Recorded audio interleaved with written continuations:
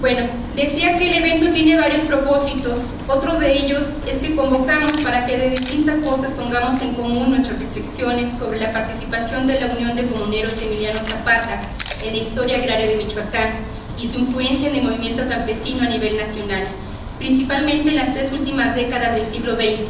Para ello invitamos a académicos que desde diferentes enfoques analizarán la naturaleza política de la organización y sus expresiones en los procesos locales de ejidos y comunidades, pero también contamos con la participación de los protagonistas de esta historia, quienes amablemente aceptaron la invitación para compartir su experiencia con la UCES en esta lucha por el reconocimiento de sus tierras y por la defensa de los recursos naturales.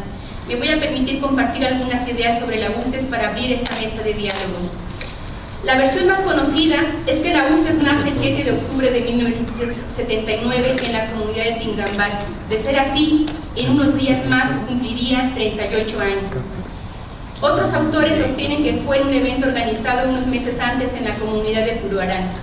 Pero para Evita, su entrañable compañera y cómplice, además de autora de cientos de demandas de amparos y oficios, nace cuando Efrén Capiz empezó a atender los asuntos de los campesinos que lo visitaban en Morelia, siendo él todavía estudiante. Cuando Efrén tenía 21 años, comentó Evita en una entrevista que le realicé hace algunos años. Lo cierto es que la UCES nace en el contexto de la desgastada relación corporativa de la CNC, que desde la década de los 60 ya anunciaba su incapacidad para gestionar con éxito las solicitudes de tierra, lo cual hizo emerger una serie de organizaciones campesinas independientes cuyas demandas centrales eran el reparto agrario o bien el reconocimiento de las tierras comunales, pero también la solicitud de apoyos para la producción o por mejores condiciones laborales para los jornaleros agrícolas y apoyos técnicos y financieros para incentivar la producción en el campo. En Michoacán se vivía una situación similar, aunado a la lucha en contra de la sobreexplotación de los bosques, por la inconformidad ante la proliferación de las huertas, contra el despojo de tierras por parte de empresas como la Resistol en Zitácuaro y por el asedio de inversiones turísticas en tierras de posesión y propiedad social, en contra de la explotación minera Gilsa en la comunidad de Aquila y por la instalación del complejo Las Truchas en la costa, entre otras razones, por lo que el movimiento campesino emergente en defensa de las tierras y recursos naturales se fue encontrando y cuestionando en torno a demandas comunes y bajo la coordinación y asesoría legal de Efrén Capiz y Evita Castañeda, que se convirtieron en excelentes defensores jurídicos. La UCES fue una de las organizaciones a nivel nacional que logró obtener un número importante de resoluciones presidenciales a favor de ejidos y comunidades. A decir de funcionarios, asesores y campesinos, Efrén Capiz fue uno de los mejores abogados agrarios en el Estado. Hasta el momento no sabemos el número exacto de núcleos agrarios con los que trabajó la UCES en Michoacán y en otras entidades como Guanajuato, Guerrero y Chiapas, además de organizaciones estudiantiles, movimientos populares, de comerciantes ambulantes, entre otros. Pero sí podemos decir que la UCES tuvo una incidencia importante en el proceso agrario en el Estado. Fueron décadas de trabajo, una vida entera dedicada principalmente a la defensa legal por la tierra, de manera gratuita, que trajo consigo el encarcelamiento, la amenaza y la represión. Cerca de 100 campesinos asesinados, entre ellos el propio hijo de Efrén y Evita durante el gobierno de Agustín Arriaga Rivera, además de cientos de campesinos encarcelados. Fueron años de enfrentar la represión de caciques y de las propias instituciones gubernamentales que vivieron sus integrantes y sus dirigentes en carne propia, como el secuestro y tortura que sufrieron sus coordinadores el 21 de enero de 1997, Efrén Capiz y Evita Castañeda, por parte de policías judiciales durante la administración del gobernador Víctor Manuel Tinoco Rubí. Justo donde fue golpeado Efrén Capiz, aparecieron después los tumores cancerígenos que lo llevaron a su muerte el 3 de mayo de 2005. Todo lo anterior explica en gran parte por qué el trabajo político no logró avanzar como se deseaba, que es una de las críticas que se hace a la organización, el haberse centrado en la defensa legal y dejar de lado el trabajo político. No obstante, sus esfuerzos rindieron algunos frutos. Se formaron varios asesores en las comunidades a través de la escuela taller en los que se impartieron cursos de oratoria para que sus integrantes aprendieran a exponer por ellos mismos y ante los funcionarios agrarios sus propias problemáticas. Pero otro punto que me interesa destacar es el de haber preparado a varios de sus miembros para convertirse en sus propios defensores jurídicos a través de cursos sobre derecho agrario, lo cual habla de la coherencia de sus discursos y prácticas, de la generosidad y la visión de compartir los conocimientos. Esto es, no había un interés por el monopolio de la representación legal, no privaba el protagonismo como ahora vemos en algunos movimientos u organizaciones campesinas y étnicas. en el país y aquí mismo en el Estado de manera reciente. Esta premisa era parte de un proyecto político ideológico más amplio, cuyo fundamento podemos llamar comunalista, apoyado en 5 principios básicos. Luchamos por la tierra en común, poseemos la tierra en común, trabajamos la tierra en común, defendemos la tierra en común, nos beneficiamos de la tierra en común. Como proyecto avanzó en la solidaridad, en las acciones conjuntas de movilización política, en la lucha por el reconocimiento, pero una vez entregadas o reconocidas las tierras, se enfrentó a la realidad de las comunidades y sus formas propias de organización. Al respecto, nos gustaría mucho que los ejidatarios o comuneros aquí presentes nos platicaran cómo fue su experiencia como integrante de la organización, cuáles fueron sus vivencias en la organización, cómo fue que lograron el reconocimiento de sus tierras y qué retos han enfrentado en su vida en común.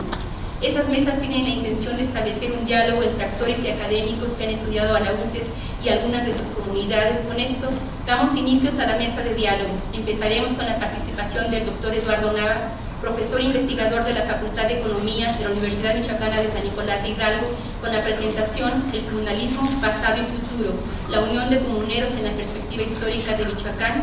Así también tendremos a los compañeros de la comunidad de La Cantera y de Jauja. Le damos la palabra al doctor Eduardo Nava. Gracias por asistir.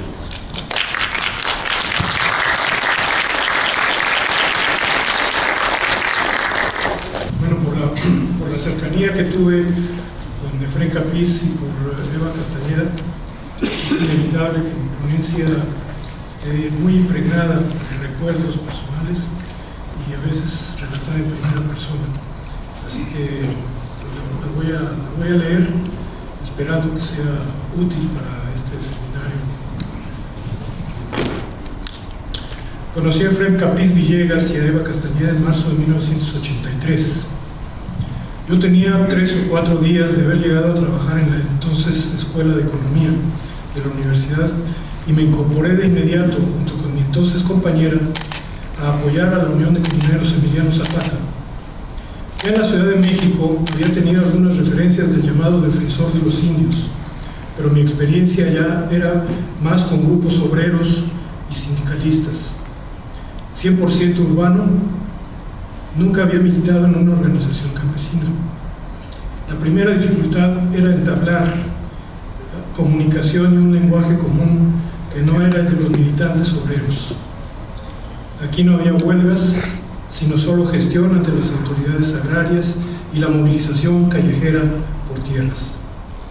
Me incorporé de inmediato entonces a lo que en la UCES se llamaba la Escuela de Comuneros Organizados, ECO, a los que no era fácil hablarles de la lucha de clases y de los conceptos como la explotación y otros provenientes del marxismo. Capiz recibía temprano en las mañanas a los representantes de comunidades y ejidos y se ponía a hacer los oficios para acudir a la Secretaría de Reforma Agraria a gestionar las demandas y darle seguimiento a los juicios de cada núcleo. Pero mientras hacía los oficios veía que los campesinos estaban afuera de su casa solo conversando o fumando y pensó que era buena idea que ese tiempo lo aprovecharan aprendiendo los fundamentos del derecho agrario y concientizándose en otras materias. Consiguió que un sacerdote diera clases de oratoria y logró que muchos comuneros pudieran defender su caso ante la SRA o los tribunales. También se dirigió a pedir apoyo a la Escuela de Economía, que un año antes había tenido un movimiento y había participado con su Asamblea General como máxima autoridad en la fundación de la Coordinadora de Universitarios en Lucha, a la que por cierto el propio Capiz le dio su nombre. La idea de fundar coordinadoras era muy clara: formar estructuras horizontales y no centralizadas ni autoritarias, como las organizaciones campesinas oficiales. La UCES, fundada en octubre de 1979, participó también en la fundación de la Coordinadora Nacional Plan de Ayala como una organización de casi 30 organizaciones campesinas regionales e independientes de las estructuras de poder y los partidos políticos. Pero sobre todo creció rápidamente en Michoacán, donde agrupó a una serie de luchas locales como las de Santa Fe de la Laguna, Sirahuén, San Isidro Altahuerta, Aquila, San Felipe de los Alzati, San Bartolo Pitareo en el municipio de Hidalgo, El Baral, Tirimilicio en el municipio de Ario de Rosales, San Pedro Jorullo, municipio de La Huacana, Tecario, municipio de Guanabatío, Jesús del Monte en Morelia la comunidad de Guapamacataro, también del municipio de Marabatío, y la comunidad indígena de Ixtala, Tinambato, San Francisco Peribán, Guacamayas, entre otras. A pesar de que en las administraciones de Gustavo Díaz Ordaz y Luis Echeverría se repartieron grandes extensiones de tierras, estas eran de mala calidad o de plano no aptas para el trabajo agrícola. Fueron los últimos jalones de la reforma agraria en el país. Y José López Portillo llegó con una visión eminentemente empresarial, planteando el fin del reparto agrario y la modernización del campo, que en realidad beneficiaba solo o casi a la pequeña propiedad, no a los campesinos pobres. En realidad, cuando se fundan la UCES y la CEMPA, se empezaban a aplicar políticas inspiradas en el naciente neoliberalismo, lo que agudizó la lucha por la tierra en casi todas las entidades y dio lugar al surgimiento o agrupamiento de nuevas organizaciones movilizadas y que realizaban tomas u ocupaciones de tierras en los 4 puntos cardinales. López Portillo aspiraba a izar en cada entidad una bandera blanca como símbolo de que el reparto agrario se daba por terminado. Solo hizo una expropiación espectacular en el rancho El Gargaleote, propiedad del viejo cacique potosino Gonzalo N. Santos y sus hijos.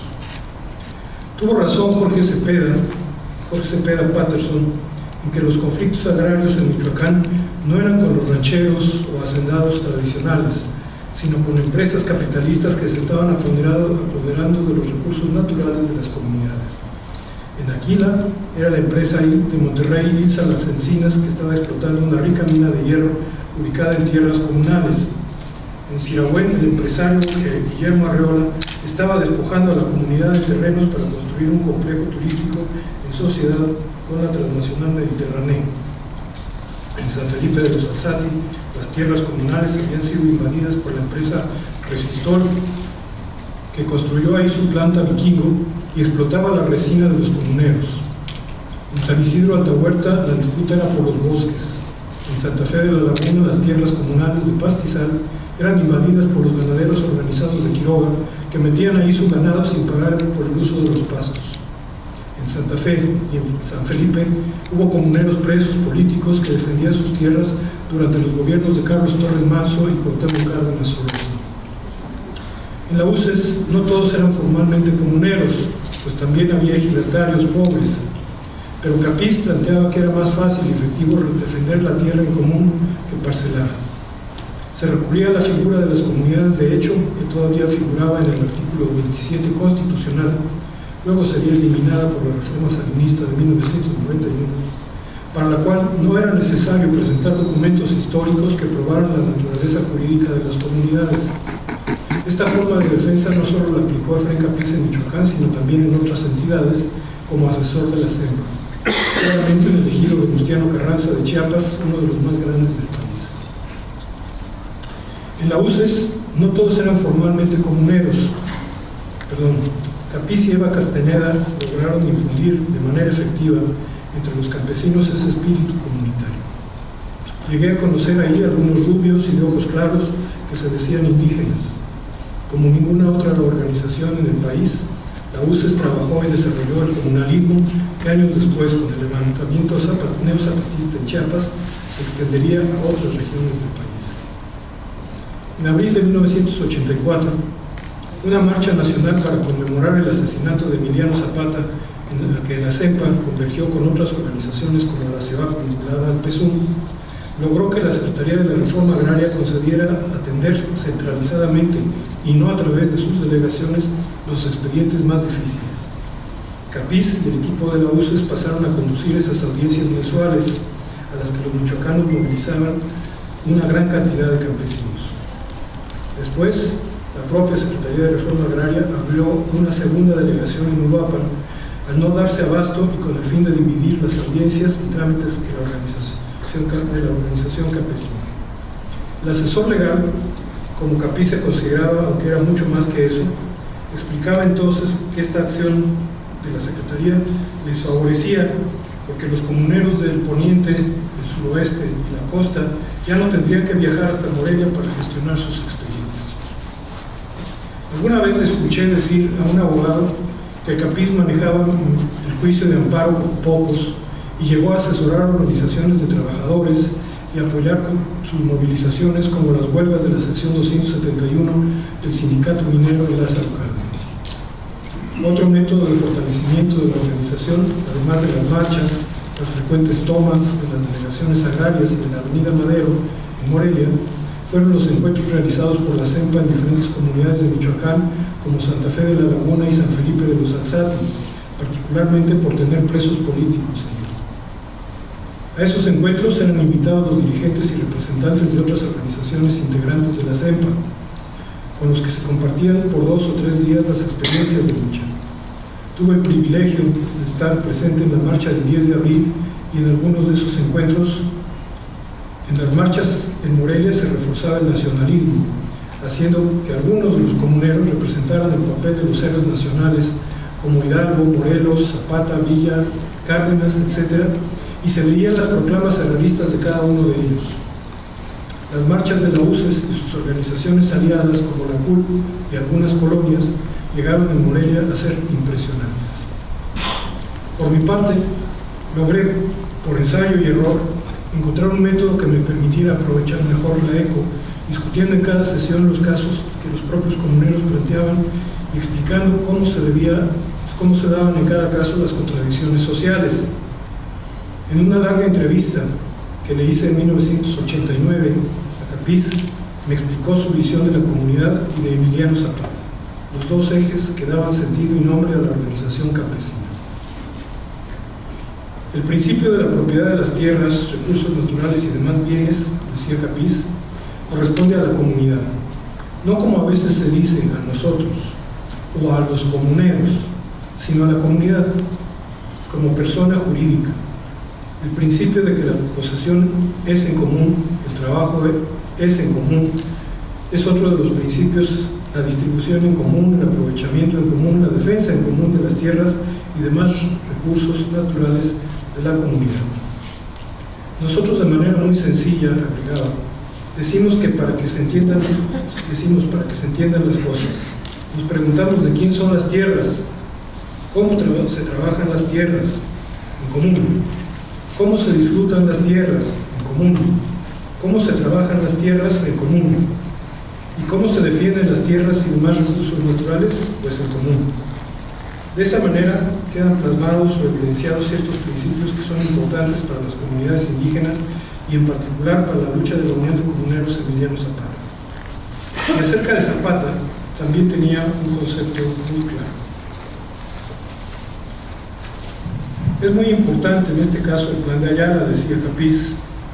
Ahí se condensa en cierto sentido el pensamiento de Emiliano Zapata en relación con las tierras de las comunidades indígenas, porque excluye todo burocratismo, porque los indios entren de nuevo a poseer sus tierras, sin entrar en tanto trámite, entran en posesión y en caso necesario después se harán las investigaciones correspondientes y el que crea tener derecho la reclamará con posterioridad.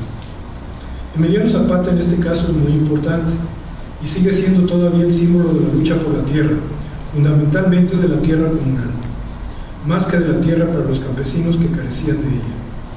En este aspecto es más drástico, más efectivo lo que hizo Zapata, pero lo más importante de este decreto no es por haberlo expedido, sino porque unió la práctica con la teoría, es decir, lo que decía con lo que hacía. En esas condiciones, en todo el estado de Morelos, los indios, los campesinos, entraron en posesión, recuperaron muchas tierras y entonces sí las defendieron con las armas en la mano. Por eso es que consideramos que cuando muchos estudiosos, muchos que escriben, niegan en cierto sentido la importancia de Emiliano Zapata y dicen que hubo otras gentes como Molina Enríquez y otros que profundizaron más y que conocían más, el hecho es que en Zapata se une el dicho con el hecho. Por eso es que para nosotros es muy importante la figura de Emiliano Zapata y la acción del mismo en relación con la tierra. Desafortunadamente la UCE se decidió por el tema de buscar no financiamientos oficiales para las comunidades, a lo que Capiz y Evita se oponían. Dirigentes importantes como Elpidio Domínguez Castro, Carlos Ramos Alba e Ignacio Garnica Márquez salieron de la organización para formar una nueva agrupación a la que denominaron CEMPA Michoacán. Tal vez el debilitamiento de la organización facilitó que en Santa Fe se diera el asesinato del Pidio, el de Ismael Molejo Martínez y Francisco García Martínez en Achotán, y en Aquila el de José Ramírez Verduzco, todos ellos entre diciembre de 1988 y los inicios de 1989. La represión de caciques o de pistoleros al servicio de las empresas comenzó a cobrar víctimas, como ya lo había hecho en Huerta de Gámara. La reforma de Carlos Salinas al artículo 27 a fines de 1991 dificultó más todavía la lucha agraria, que se hizo más tortuosa, puso fin ahora sí al reparto agrario y creó el programa de certificación de derechos agrarios, PROCEDE, para titular las tierras comunales y ejidales y crear, como en las antiguas aspiraciones de los liberales del siglo XIX, un mercado de tierras que empero no ha tenido el éxito que los tecnócratas gobernantes esperaban. Más que comprar la tierra, los productores agrícolas han preferido alquilarlas.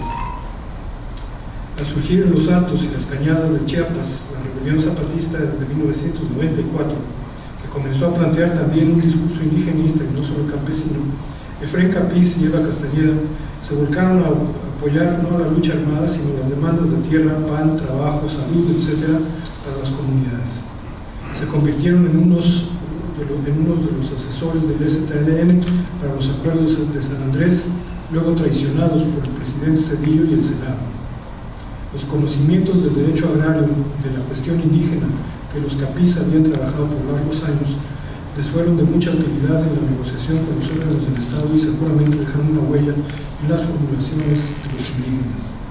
La UCES, aunque debilitada después de su escisión por la represión, se incorporó también al Congreso Nacional Indígena y se alejó paulatinamente de la CEPA, que había dejado de ser la organización campesina e indígena más importante. Pero el mérito de Efrén Capiz, ante todo, fue haber instalado a las comunidades indígenas, ejidatarios y solicitantes de tierras como protagonistas y dueños de su destino en la escena michoacana y nacional. Algo que no se había logrado desde el asesinato de Emiliano Zapata y la fundación de la Liga de Comunidades Agrarias y Sindicatos Campesinos, encabezada por Primo Tapia, en la primera mitad de los años 20. Tras el asesinato de este último por el ejército en 1926, inició una era de corporatismo en donde los productores del campo quedaron sometidos al control del aparato de Estado. Como lo escribió Armando Bartra, a diferencia del zapatismo de identificables raíces comunales, el agrarismo no constituye la triunfante expresión del derecho de los campesinos a la tierra. En primera instancia, el agrarismo institucional reivindica el derecho del Estado a regular la tenencia de la tierra. Capiz rompió con esa lógica de sometimiento y construyó una organización horizontal basada en la participación de los campesinos por sus propios intereses y con gran capacidad de movilización social. Y como lo escribió Jorge Cepeda, la UCES estaba hecha a imagen y semejanza de las comunidades indígenas. De estas trata de recuperar las formas colectivas de decisión y de trabajo, la importancia de la asamblea como órgano de dirección y el carácter impersonal de la participación. Para Capiz, la lucha por la tierra tenía un carácter eminentemente anticapitalista, pues permitía socavar algunas de las bases de la acumulación capitalista, pero sin constituir la pequeña propiedad ni combatir la cultura propia de los pueblos originarios. En la UCES, además, participaban elementos de las tres principales etnias de Michoacán, los purépechas, los nahuas de la costa sierra y los otomíes del oriente. Así, la acción de la defensa de los pueblos indígenas se desplegaba sobre dos vías: el rechazo a la política agraria oficial y la preservación de sus raíces culturales frente a la sociedad mestiza que los desprecia y margina y les arrebata sus recursos. Lejos de ser entonces una expresión del milenarismo y de conflictos que nos llegan desde el pasado, menos aún si en nuestro país la acumulación capitalista no se impuso por una vía democrática frente a la cual la lucha comunalista se proyecta a un futuro acaso no tan lejano. Al cumplirse un año del deceso de Efrén Capiz, escribí un artículo periodístico en el que reseñé algunas de las etapas de su vida y retomé una de las ideas centrales del historiador económico Karl Polanyi. Para la humanidad ha vivido la mayor parte de su existencia en situaciones comunitarias. Las comunidades agrarias o agrícolas persistieron por siglos, y aún las conquistas y la explotación tributaria a que con frecuencia fueron sometidas no las disolvieron. Solo el capitalismo en los siglos XVI, XVII y XVIII culminó la tarea de aniquilar estas formas ancestrales de organización social y desarrollar el mundo urbano y la industrialización. Si esto es así, escribí, la nueva sociedad, como lo sabía Capiz, no es tan solo la repetición del pasado o el rescate de un milenarismo en vías de extinción, es la construcción de una trama de relaciones de nuevo tipo, sustentada en ese pasado pero que lo supera incorporándolo. Su visión siempre fue moderna, que trascendía el ámbito de las comunidades agrarias en la que se basaba para buscar la unidad de objetivos con otras clases y grupos de la sociedad que padecen también la explotación por el capital a escala no solo local sino nacional e internacional. Los utopistas no elaboran sus teorías a partir de la imaginación, sino de experiencias profundas en la memoria y el imaginario colectivo de los pueblos. Y sus propuestas son siempre proyectos de futuro, no de vuelta al pasado. Las utopías de Fray Capiz, que se inscribían en esa categoría y comenzaron a materializarse en vida de él, impulsando a Michoacán y a otras regiones del país también hacia un futuro más promisorio que el que nos ofrece la terrible realidad que nos ha tocado vivir. Finalmente, debo decir que Capiz amó profundamente no solo a los comuneros, sino a su universidad también, por la que sufrió cárcel y maltratos. Hoy su archivo llega a otra institución, pero estoy seguro de que con el profesionalismo de los investigadores y archivistas del Colegio de Michoacán ha quedado a buen recaudo y que pronto podremos consultar el valioso cúmulo de documentos que él dejó para que la historia de sus luchas y las de muchos otros campesinos y universitarios que lo acompañaron pueda ser bien escrita. Felicitaciones a Colmich por este tesoro y todo lo que representa para Michoacán. Felicitaciones a todos los colimeros que nos acompañan.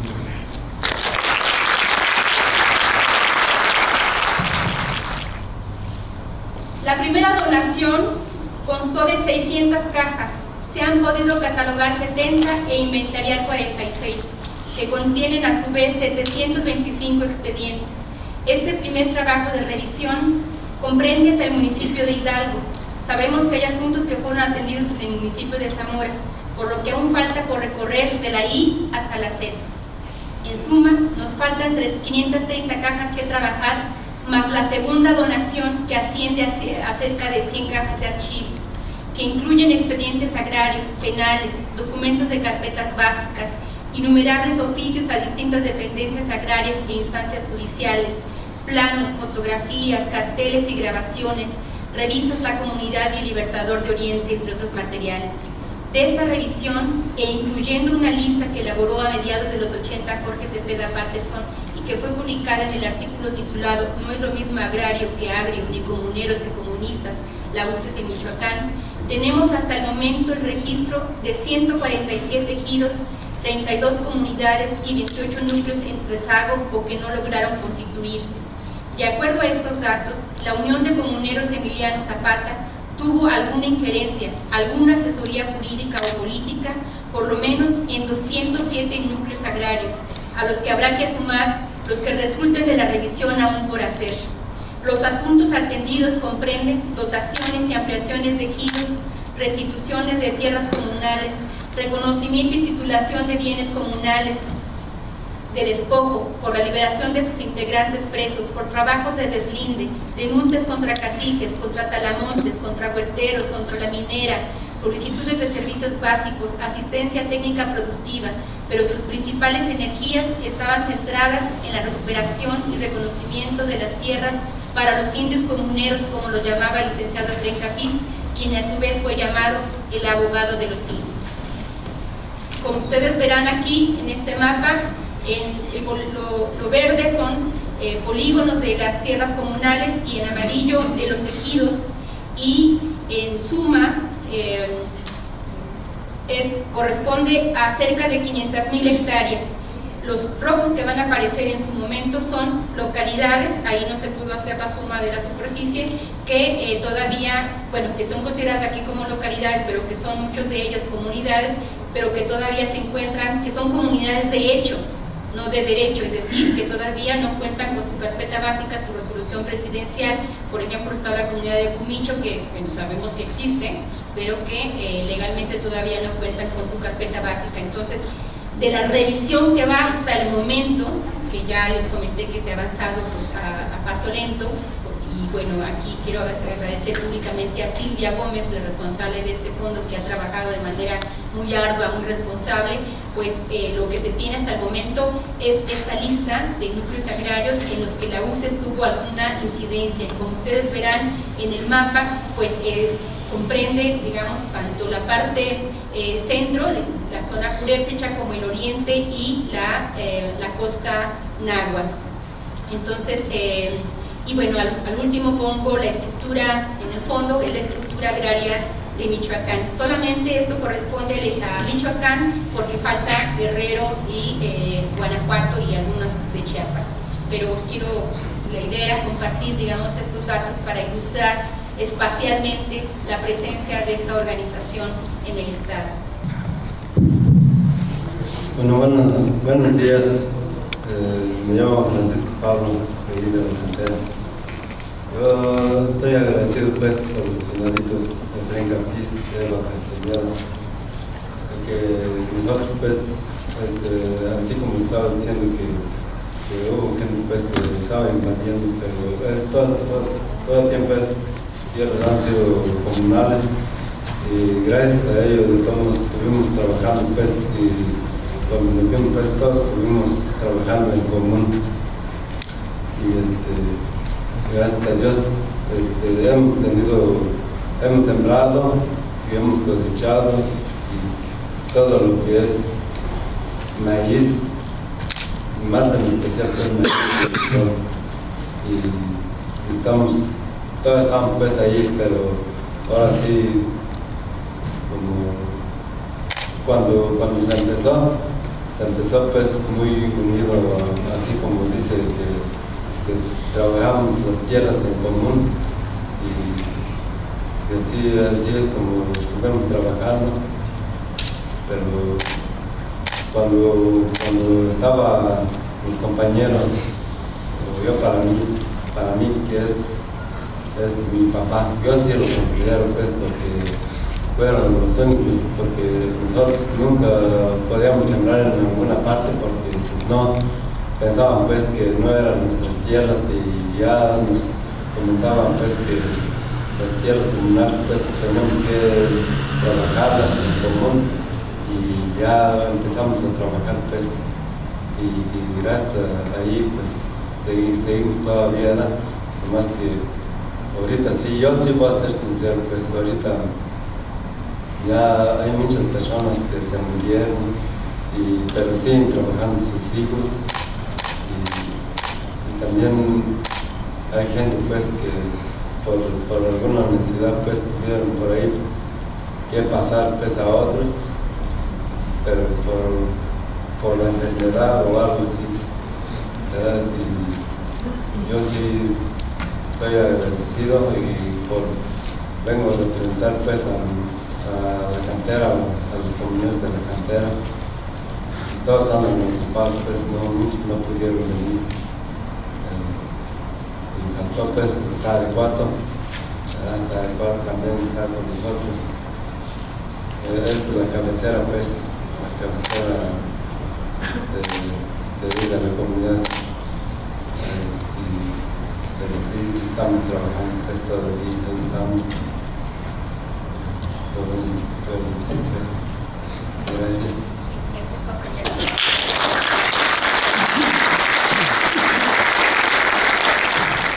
Yo soy de la comunidad indígena de Jauja, municipio de Carándaro. Mi nombre es Teodoro Barrera Reyes, que simplemente pues fuimos de los de la lucha en la comunidad para defender las tierras comunales que tenemos desde nuestros padres, abuelos, a hijos. Entonces ellos no habían reconocido la comunidad en las como decir, en la reforma agraria. Nosotros fuimos los primeros pues que empezamos a reconocer, se dio el trámite, Se empezó como en el 80 empezamos, pero con un licenciado particular. Yo digo que era particular porque pues no seguía decir que tuviera alguna organización. Nada más que era un abogado que le había quedado ahí elegido. Entonces, como él iba a gestionar también lo de ampliación, pues allí donde enseguida lo que era de la comunidad. Entonces nos dijo que si nosotros también podíamos gestionar eso. Ya le dijimos que sí. Entonces nos iban a meter unos del ejido a la comunidad y nosotros pues no quisimos. Entonces la comunidad ya se vino tramitando ya a través del licenciado Capiz. El licenciado Capiz fue el que nos asesoró más. ¿Por qué nos asesoró más? Porque con él logramos tener la tierra. Entonces pues se resolvió a través de la documentación. La documentación nos salió ya resuelta en el 2003 o 2004, fue cuando ya se nos dio la solución a la tierra. Pero simplemente, como les decía, con el licenciado Capiz empezamos como en el 82 y ya nos estuvo asesorando. Entonces pues allí cuando fue donde conocimos la UCES, fue donde conocimos la Unión de Comuneros Emiliano Zapata. Entonces él nos estuvo asesorando y ya fue que se nos tramitó por comunidad indígena. ¿Por qué? Porque como les dije en ese rato, nosotros teníamos la posesión desde tiempo inmemorial, como les digo, a través de mis abuelos, a través de mis padres, a través de nosotros hijos de. Entonces, como no habíamos perdido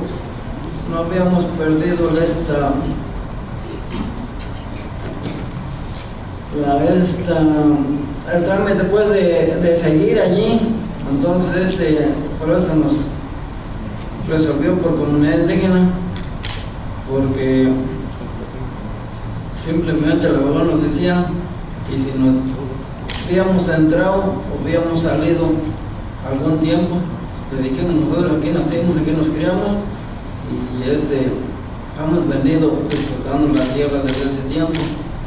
Entonces digo, bueno, no, pues sí debe de ser una comunidad indígena. Y ya les digo, duramos como pues del 80 hasta el 2002, 2003, 2004, que ya se nos resolvió. Entonces pues yo sí le doy hartas gracias al licenciado Capiz. ¿Por qué? Porque él fue el que nos sacó nuestro problema adelante. Enseguida pues también nosotros, porque no dejamos la posesión. Como les dije en ese rato, la posesión la teníamos continuamente y ahorita pues ya con más ganas. ¿Por qué? Porque ya tenemos la resolución pues ya de los papeles, de la carpeta básica y de toda la documentación. Entonces, como decimos, la tierra se defendió en común, se puso en común y se ha disputado en común y se ha defendido en común y se reparte en común. Entonces, por eso nosotros no tuvimos problemas muchos en la tierra, lo en la comunidad. ¿Por qué? Porque todos estábamos conscientes a defender en común. Entonces, les decía yo que por eso nosotros no navegamos para cuestión de la tierra, se nos tardó, pero sí se nos resolvió. porque simplemente teníamos la posesión continuamente. Pues el licenciado, pues sí, también nos decía, si tienen la posesión continuamente, pues es hecho de la comunidad. Entonces por eso nos representamos antes todavía por hechos de la comunidad, no por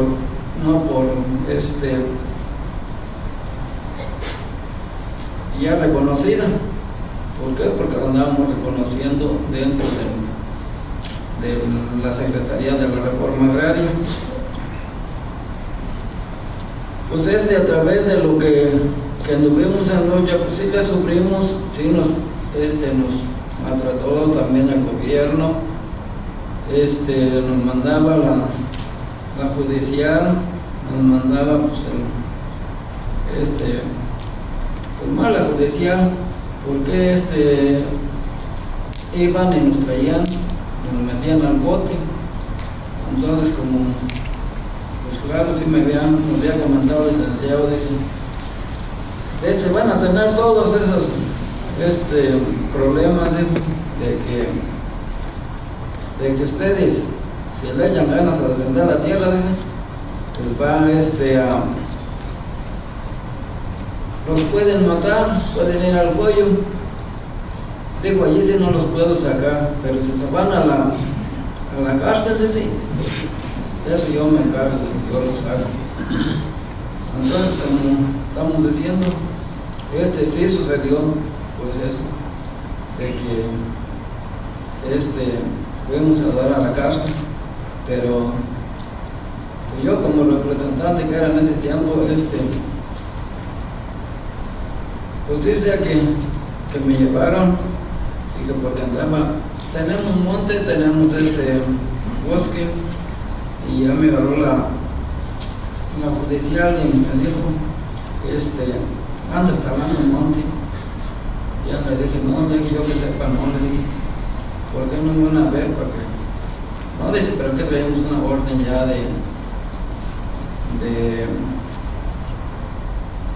de aprehensión para ustedes.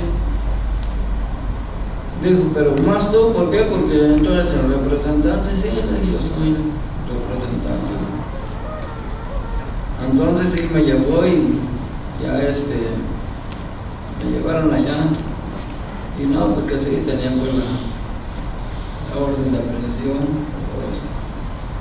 Y ya duré 3 días, ya me sacaron la declaración. Pero cuando me sacaron la primera vez me dijeron, ¿dónde está tu abogado? Pero pues yo para qué quiero abogado. Si ustedes me están acusando de que me estoy robando el monte, pues yo no, ni modo de aprenderme con un abogado. Le dije, ustedes no me dijeron que me apreveniera con un abogado. Entonces, si no tienes abogado, le dije, pues yo no sabía de que me iban a traer para prevenirme. Nomás que también pues a la licenciada ya le habíamos comentado de todo eso, y enseguida nos habían mandado llamar en la Procuraduría Agraria también, ¿no? La Procuraduría del Estado, judicial, y ahí ya nos habían dicho pues que si nosotros andábamos hablando monte o que era, y ya le dijimos, no, pues nosotros venimos a poner la demanda, y ya nosotros somos los que tenemos la demanda allí de que no se nos corte la madera. Ah, dice, yo creía que eran ustedes.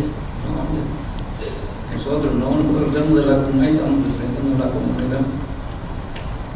Entonces ya no se necesitó el abogado, ya no se ocupó, ya me dijeron entonces ¿estás de acuerdo a la declaración que dices cuando te mandamos llamar? Yo dije sí. Ah, bueno, dice, entonces son ustedes los que están mandando la demanda. Sí, nosotros somos los que la ponemos, nomás que como pues a lo mejor no la voltean ahora para nosotros, pero no estamos. Entonces a otros compas también se los trajeron después, y también duraron allí, y también pues salieron con la declaración misma y ya no se les tramitó. Entonces, como nosotros agradecemos harto al licenciado. ¿Por qué? Porque sí nos ayudó y se nos resolvió nuestro problema de la tierra. Como les digo, es comunidad indígena de Jauja, municipio de Queréndaro. Lo que también quería decirles que nosotros, a través del licenciado, porque también él sufrió, no solo por nosotros, por todas las comunidades que estuvimos allí. Sufrió secuestro, sufrió golpe, sufrió pues ahora sí, como decimos, pues más que nada golpes. La licenciada también, pero a través, ya ven, de la Unión de Comuneros Emiliano Zapata, pues se logró pues que lo dieran libre, que saliera, y a través de la movilización que hizo a través de las comunidades o de toda la organización que él tenía, se dio en libertad.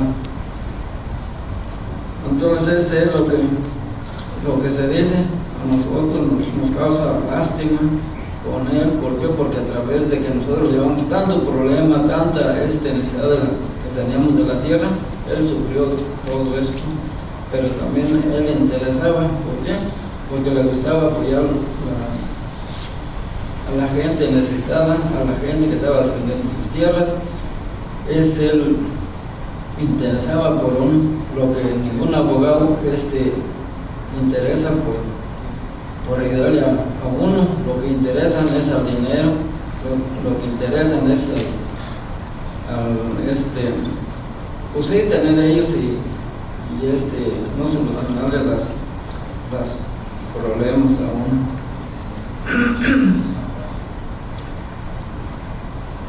Pues yo les diría que lo que es la UCES y uno, pues van juntos trabajando, luchando por sus tierras o por sus problemas que tengan.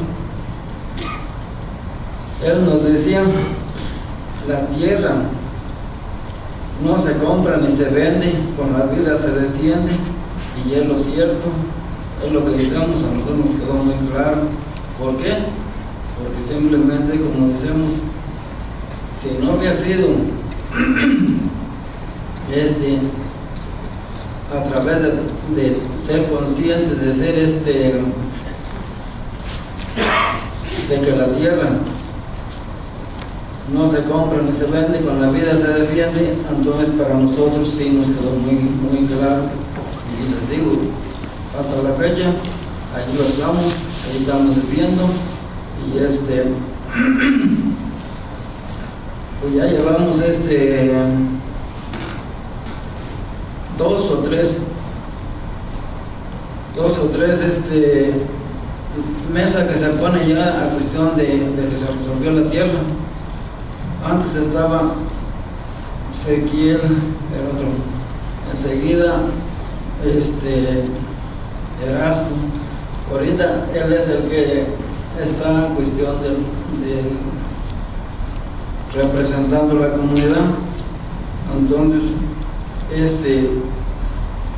el que les puede decir algo para que vean lo que se hizo y vean a ustedes que siempre seguimos todavía con el hecho bien de la música de los licenciados Capiz, de toda su familia. Agradecemos de todos ellos y de todos ustedes. ¿Por qué? Porque fue una lucha en conjunto, fue una lucha que todos tenemos o todos teníamos en ese tiempo. Todos nosotros, como decimos, agradecemos y estamos aquí con ustedes nuevamente. Sería lo que yo les puedo decir.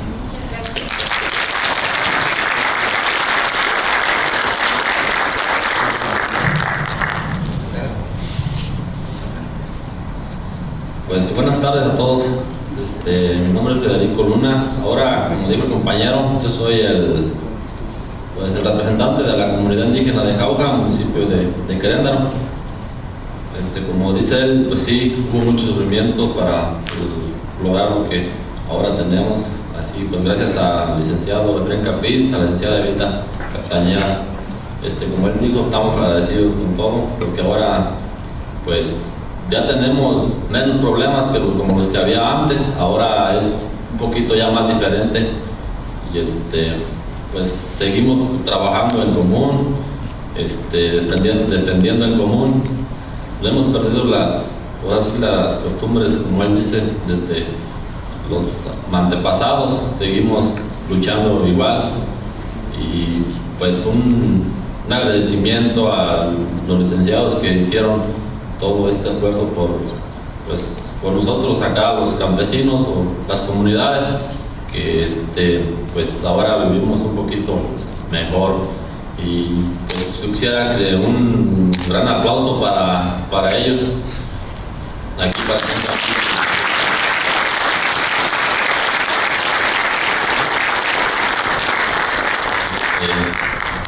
pues, ¿qué más pudiera decirles yo? Como digo, de todo esto, de lo que pues pasamos o vivimos, como ellos los más grandes, nosotros somos más, pues los más nuevos, generación nueva, pues ahí les comparto. A lo mejor nosotros queremos hacer como una historia, una leyenda de nuestra comunidad, cómo se defendió, cómo se luchó y pues cómo vamos todavía para adelante para los demás más pequeños, como los hijos de nosotros, y que no se pierda la costumbre pues que tenemos ahí en nuestra comunidad. Y pues andamos en eso de hacer como una leyenda para que pues no se pierda todo esto, que como ellos pues más grandes y de ellos más por los demás más para atrás, de ahí está como ellos, todo lo que comentaba, lo que pasaron, todo lo que se luchó, y pues nosotros que somos más nuevos, pues de ahí vamos aprendiendo y nos queremos que los más pequeños, los hijos de nosotros, pues sigan siendo pues lo mismo, trabajando en común y luchando en común. Pues yo no sé, aquí pues a veces pues sí tenemos, hay problemas y todo eso, pero ya no son las mismas que antes. Como él decía, bajaba el gobierno, nos echaba el gobierno, los encarcelaban, los maltrataban, y nosotros más pues, estábamos chicos. Sí, yo me acuerdo un poco de todo lo que pasaba a veces, pues ellos por acá luchando en todo para darnos un patrimonio mejor, pues como pues éramos los más chicos, ellos los más grandes, y lucharon para todo esto, para lograr lo que ahora tenemos. Y pues le agradecemos mucho pues ahora sí a los licenciados, porque como dice él, los agarraron un licenciado que pues a lo mejor nada más le sacaba puro dinero, pues a lo mejor no sé, se vendía, y pues aquí el licenciado Efraín Capiz pues no fue de esa manera. Él luchaba por las comunidades, por los ejidos, pues yo digo por estudiantes, o sea que él pues sí daba la vida por todo esto, por todos nosotros, que pues estamos muy agradecidos, y pues sería todo, y muchas gracias.